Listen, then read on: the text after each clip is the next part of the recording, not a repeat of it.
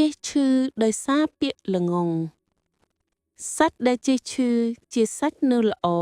ចិត្តដែលចេះឈឺជាចិត្តនៅរស់ដូច្នេះមនុស្សដែលចេះឈឺជាមនុស្សដែលនៅមានសង្ឃឹមតើអ្នកណាអាចហាមការយល់ឃើញរបស់ដតីហើយអ្នកណាដែលអាចខាត់គេមិនអោយគិតឬនិយាយថាយើងល្ងង់បានប៉ុន្តែរឿងដែលសំខាន់បំផុតតើយើងពិតជាល្ងង់មែនឬអត់ការទទួលស្គាល់ថាខ្លួនយើងល្ងង់គឺជាសកម្មភាពដ៏អស្ចារ្យបំផុតពីព្រោះសាមញ្ញជនជាច្រើន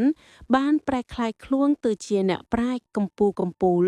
ដោយសារការប្រកាន់នៅកិរិយាបែបនេះឯងចំណែកឯការចេះឈឺចាប់ដោយសារគេថាយើងល្ងង់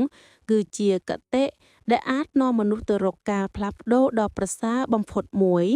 ដែលបិទវាបានចាក់ទម្លុះដល់បេះដូងហើយវាក៏ចាប់ផ្ដើមពុះកញ្ជ្រោលពីបេះដូងយើងមកវិញដែរផ្ទុយទៅវិញបើយើងមិនចេះឈឺដោយសារភាពល្ងង់របស់ខ្លួនទេមានន័យថាយើងហាក់កំពុងតែស្រណុកសុខស្រួលក្នុងភាពល្ងង់ខ្លៅទាំងនោះ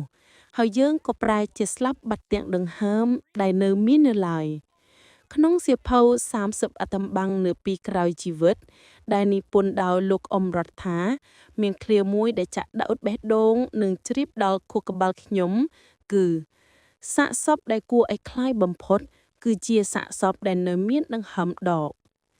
ចេះឈឺទើបមនុស្សលែងឈឺចេះឈឺដោយសារធៀបងងឹតទើបមនុស្សព្រមដើរចេញពីភាពងងឹតនោះចេះឈឺ